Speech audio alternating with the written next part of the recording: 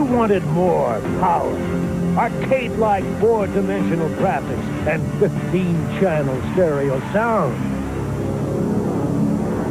Neo Geo is no stopping us now. When you think of the Neo Geo, there's a good chance you think of games like The King of Fighters, or perhaps Metal Slug. And hell, I can't blame you. Those franchises are absolute classics, and a huge part of the iconic hardware's legacy. Not me, however. When I think of SNK's long-running home and arcade hardware, I can't help but be reminded of Sengoku. After all, they say you never forget your first time, and Sengoku was my introduction to the Neo Geo, when a shiny new 2-slot MVS cabinet replaced the aging Atari APB machine in the corner of my local pizzeria. Little did I know that this machine would trigger an addiction I'm still feeding more than 30 years later.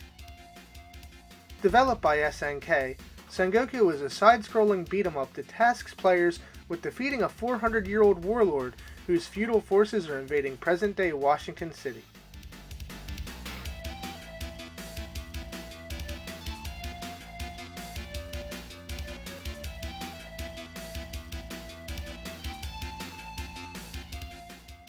Like any good beat-em-up, Sengoku is a two-player affair.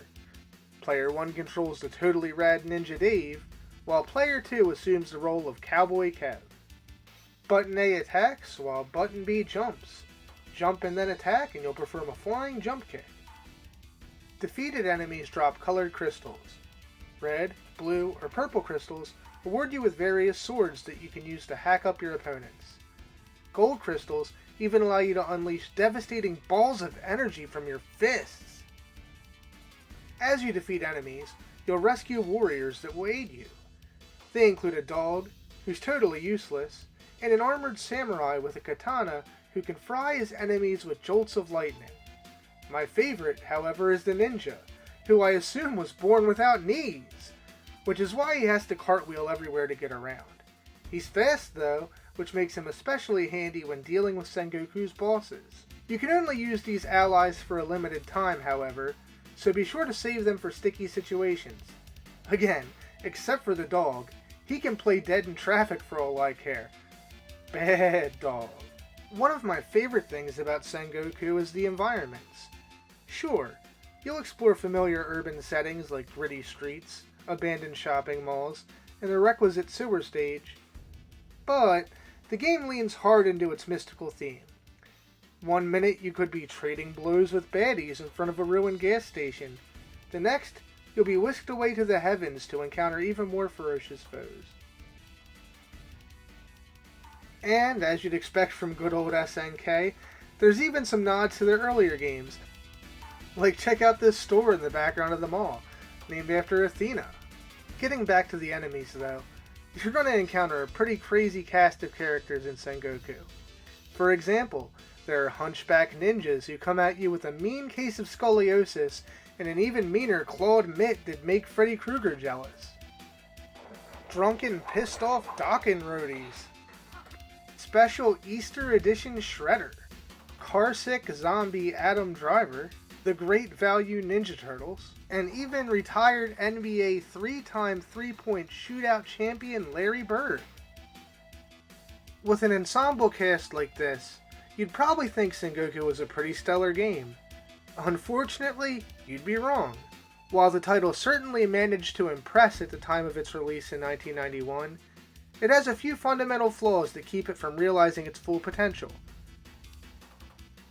For starters, Sengoku is almost criminally unbalanced. Some enemies can hit you from off-screen, robbing you of half your health bar. Others will release an unavoidable onslaught of non-stop attacks that will make you want to lodge your joystick into the drywall. The most frustrating foes you'll face are these armored assholes. They block absolutely everything you throw at them and can cut you down in just one or two swipes, slicing through the game's fun factor like a razor-sharp Masamune. Stopping to sip a beer? Eat Wacky Wheels, bitch! That's not even the worst of it. Oh no, Sengoku suffers from some of the worst hit detection I've ever seen in a beat-em-up. Just watch as I go full Lorena Bobbitt on old Golden Crotch here to no avail. No matter how many times I speedbag his beanbag, he remains unscathed. And you know how I kept complaining about the dog earlier? Well, feast your eyes on this and you'll understand why.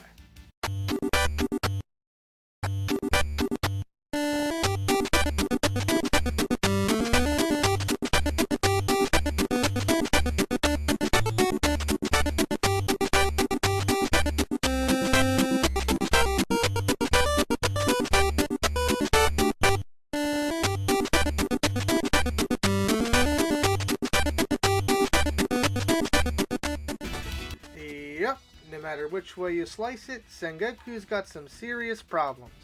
Still, I can see why the game blew me away at the time it was released. For starters, the graphics were awesome, featuring lots of impressive scaling effects that were cutting edge for their time. To this day, I still love the way your opponents run at you from the background. And there's also some pretty sweet use of parallax effects. My favorite example is the way the background flies by to give the illusion you're on a castle spinning in the sky. Why did they build castles in the sky anyway? Please tell me why in the comments below. The game also sports some pretty killer bosses, and honestly, they're probably one of its biggest highlights. They all feature some really cool designs. Hold up, is that Aquamentus from The Legend of Zelda?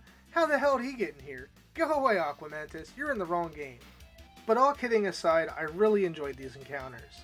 And, funny enough, they didn't really suffer from the issues that made some of the standard enemies such a slog.